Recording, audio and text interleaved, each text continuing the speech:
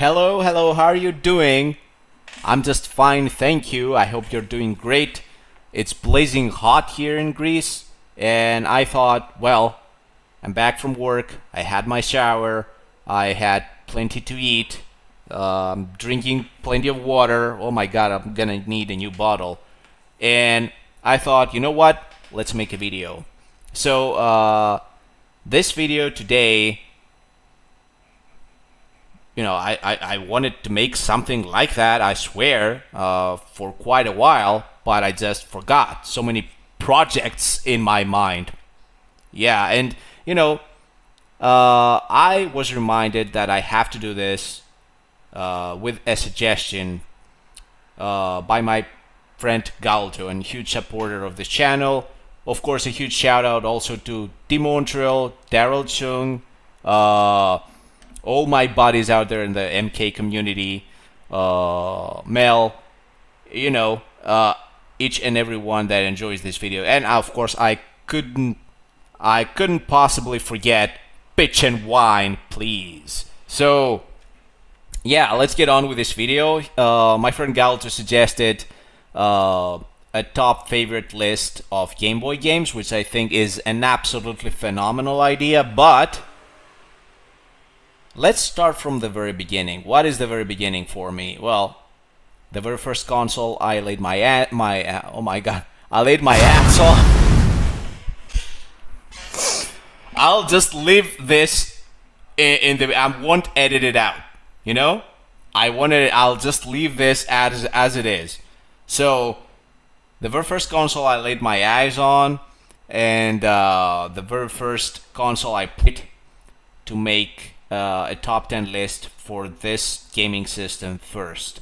Obviously, I have the cartridges right next to me, ranked from number 10 to number 1, and I have chosen like another extra 5 cartridges as honorable mentions, because while trying to choose the cartridges, I already felt really bad, because there were plenty of games that I was like, oh my god, I have to choose that one as well and that one as well. I couldn't. There are too many of them. I have a very strong connection with the Atari 600. I feel really nostalgic about this system. There's a certain charm about its games, and the so-called graphics and the blip sounds that are so cathartic, so relaxing.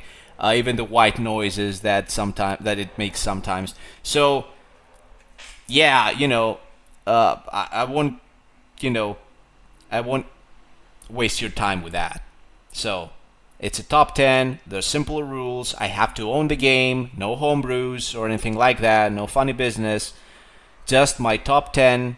And keep in mind, that's my personal opinion. And even my own personal opinion, that is what it is right now, it could easily change in a couple of months, because I'm a human being. So keep that in mind, get this, digested with a grain of salt. So let's start off with number 10, which was a pretty easy choice just by looking at the cartridge. This is Donkey Kong by Nintendo in collab with Coleco. Yeah, because, Coleco got it first, if I remember correctly, on ColecoVision, and then Atari got their own version on the Atari 600. Fine. You can even use the hammer as Mario. Mario has a much more interesting love life, I'll tell you that, because that girl over there is not Peach, she's Pauline. Then he just went on to find Peach, and after that he went to Sarasaland to find Daisy. Yeah, exactly, Daisy. So Luigi got his sloppy seconds.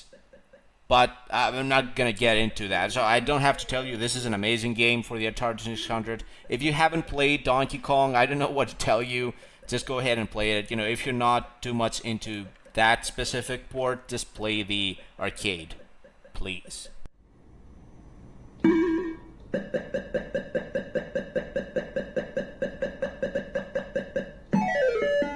So, on number 9, we have...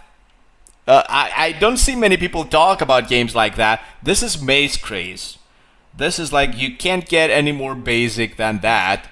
But it's the perfect I have laughed my ass off just watching two of my friends play this game. You're supposedly two different colored dots trying to get around some police officers, which are who are also dots on the screen. And you know, the labyrinth just keeps mixing things up. You know, every time you reset the game, the labyrinth is different. I swear to God, like, I've reset the system, I don't know how many times, maybe 1,000 times. Every time the labyrinth looks different.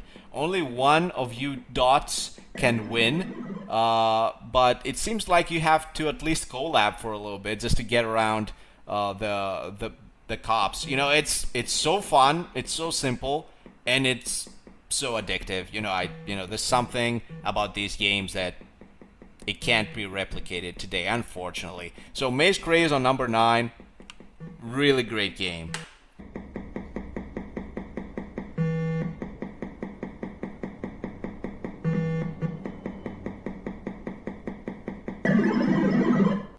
Then Activision's one of them. This is Pitfall, The Adventures of Pitfall Harry. And, you know, it's basically an exploration game where you gather treasure and there's a bunch of things trying to kill you. I still haven't explored the entire thing after so many decades. So this is an amazing game. I don't even have to talk about that. I feel too small trying to talk about games like that. This obviously influenced tons of other games in the after that. And it also has a sequel, but, you know, I don't own it, and in fact, I think this is the better one. You know, if I'm wrong, just let me know down in the comments. An Activision game, an amazing one, definitely deserves number 7.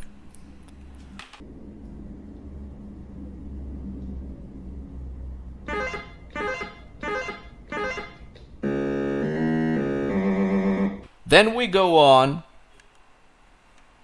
to Jungle Hunt. I have done an entire video. I have made an entire video around this game and how you can beat it, because it's actually beatable. It's one of the few games that I know of in the Atari library that you can actually beat, and it has different stages. Every stage feels like a different game. It has that arcade feel about it. And in the end, you save the damsel in distress, which today seems like a kind of taboo, but you know, back then it was, you had to be like that guy, like save the damsel in distress. You have to do it. So yeah, amazing game, great graphics for the time, a game that's actually beatable, and every stage that feels different, count me in.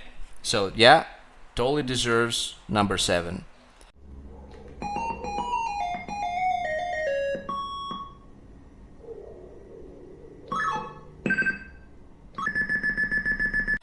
Then we go on with number 6, and number 6 we have a shooter, a space shooter named Phoenix. Oh my goodness, I have played this game like I don't know how many hours. It's one of those that you get so hooked and so addicted that every time you lose, you go like, this is a game obviously that repeats itself, but it's one of the very few I know of in the Atari library that they have an actual boss fight, and it's actually very interesting, it's very engaging, it's very nail-biting, very stressful, because it moves really basically the boss throws projectiles at you really fast, and you have to move like left and right really fast and hit a certain spot on him until you reach the center. It's very addictive game. And it starts off with you shooting some other spaceships or things that looks like spaceships, or some I don't know, Galaga rejects. And then you move on with these immortal birds. That's why I think it's called Phoenix, that if you don't shoot them dead center, they regenerate, and that's freaking amazing. Then you move on to the boss, which is this gigantic UFO, at least for the time. So this is an amazing game. I played this to death, and I love it. So no, definitely number 6.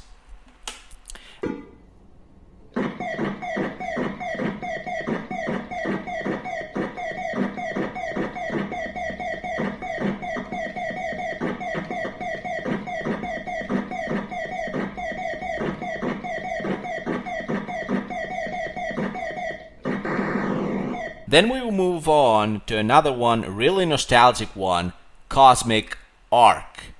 Now, I mentioned before that I enjoyed what I enjoyed in Jungle Hunt, that every stage feels different. Well, this also does the same thing, but you know, it doesn't have like 3 or 4 different kind of stages or gameplay styles, just 2.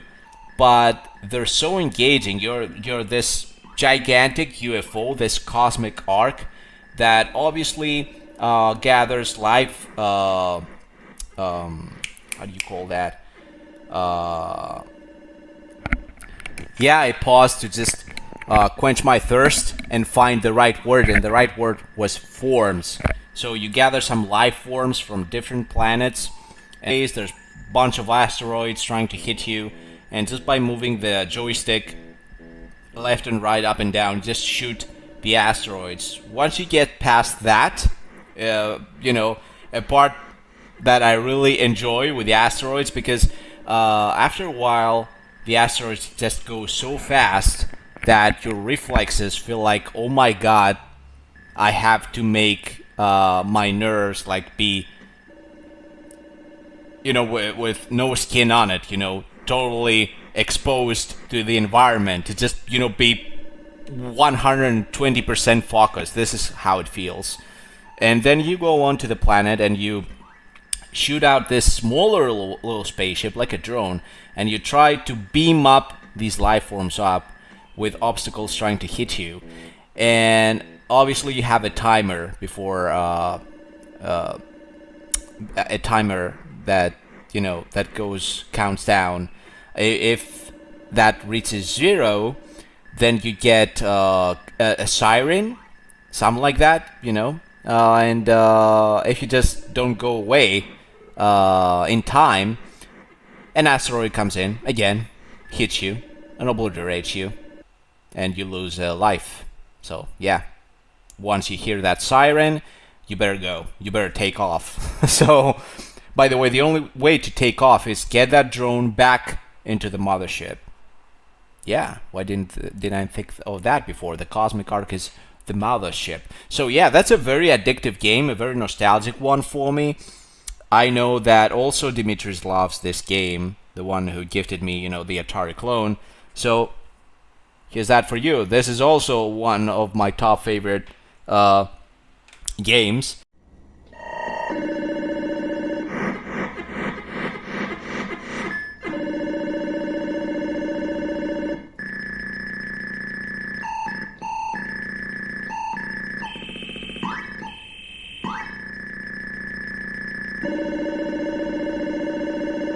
Then we move on to number 4, and this is Sequest. And oh my goodness, this is an amazing game. Again, like I said, Activision has made some bangers on this system. This is one of them. So you have a submarine, and you go down there shooting some fish and other submarines and trying to save some scuba divers. If you save like 10 of them, you can go up and replenish your oxygen, because your oxygen is also a thing. You can't stay down there forever. And to keep things more interesting, there's also a submarine waiting for you on the surface to shoot you down while you're trying to replenish your oxygen. So this is a very intense game. As you can imagine, after a while it becomes like really challenging, because the game after a while just tries to kill you, outright destroy you, show you the way to game over land. This is an amazing game by Activision. This is so intense, really interesting, with submarines shooting you down, you trying to save the divers. If you shoot at the direction of a diver, he'll just try to swim away from you, which you don't want, because these guys get you way too much extra points. You just avoid them. These are the type of games that you just collected points, so they're obviously very important to you. You have to save the scuba divers. An amazing game on number 4.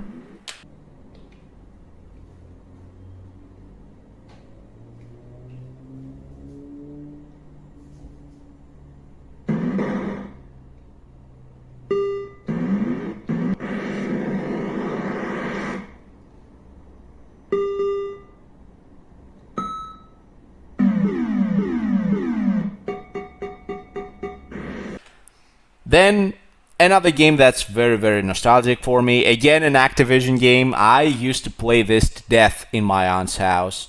It's Keystone Capers, one of the very early games that I remember that you can tell which is which. You're a police officer that, you know, he kind of looks like an English police officer, like a true Englishman.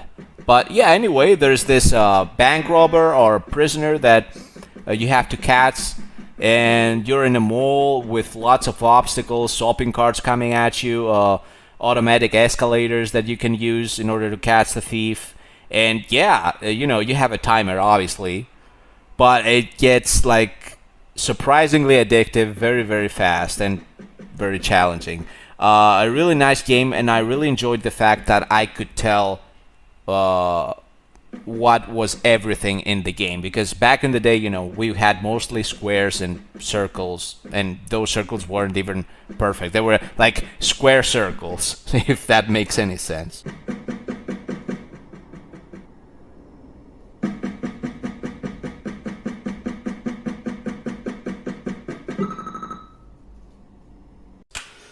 So we move on to number 2, and this is Yar's Revenge. This is a very, very interesting game. You know, if you haven't played that, just what the hell are you doing? Just go ahead and play it. It's a very simplistic game, but very, very addictive.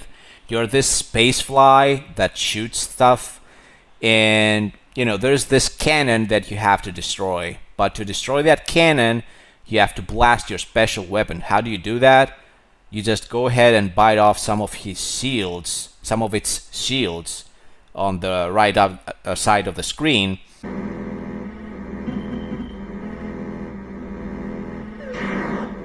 Gather enough material, then you boom, you shoot it out of your mouth. Disgusting fly. But you know, that's not all. There is a zone right in the middle where you're actually safe.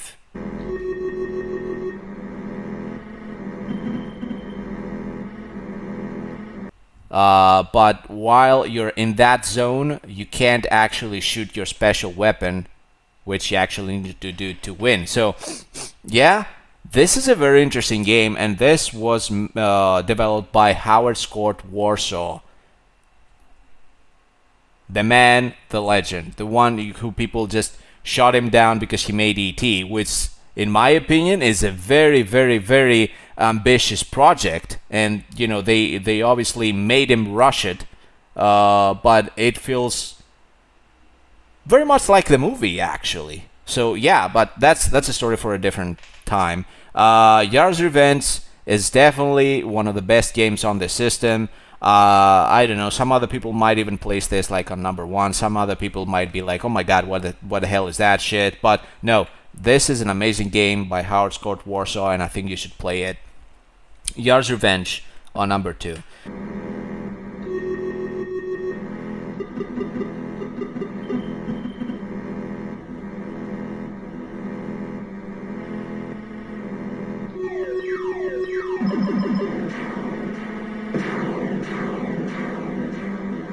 And before I say what's number 1, let's move on to my honorable mentions. Obviously, we have Berserk, which people will probably bash my head in or my face just by saying it's just an honorable mention, because this is obviously an amazing game.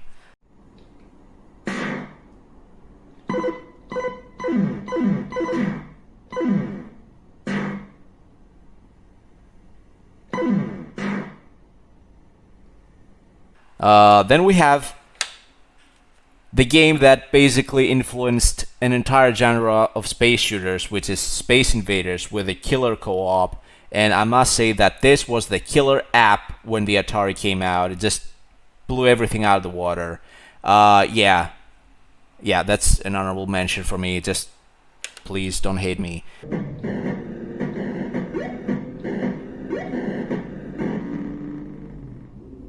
Then we have paddle games like Super Breakout and Kaboom, and I just love paddle games for this system. I just couldn't find the heart to,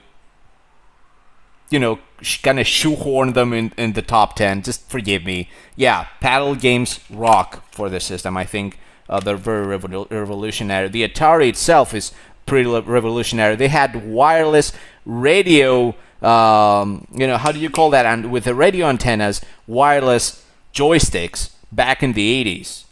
And we're using them today and we feel like we're top shit. We're jack shit. Anyways.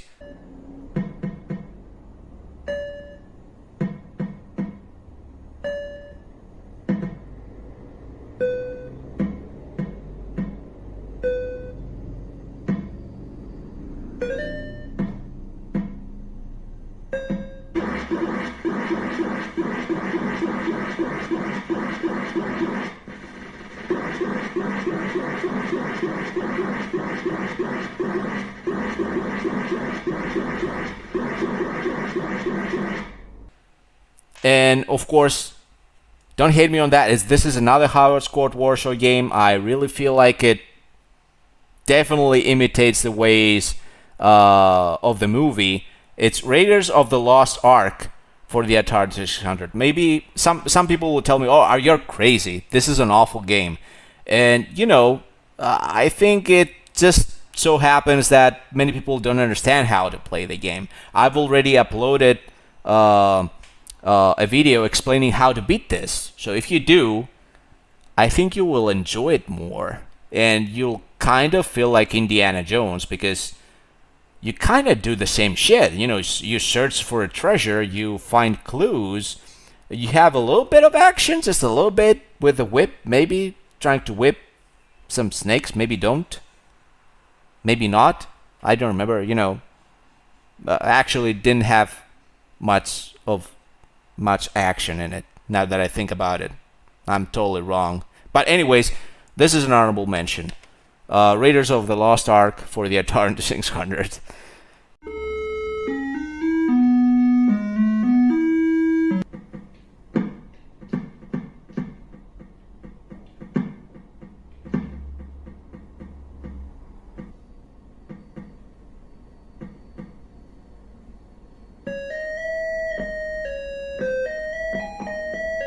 And then on number 1,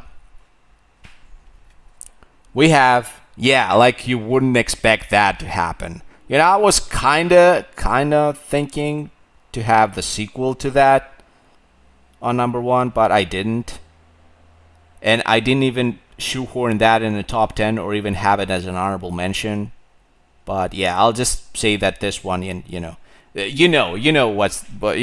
can see right there in the back, you can see one of my top favorite games of all time, and that will always be Pac-Man. But for the Atari 2600, it's Mrs. Pac-Man, which is the absolutely perfected sequel on this system. Excellent. For what the system was able to do at this point, this is a very amazing game. A very amazing game. I'm not even sure that's the right thing to say. But anyway, this is an amazing game. This is Pac-Man. This is Mrs. Pac-Man. The ghosts look exactly like they should. They have the right colors.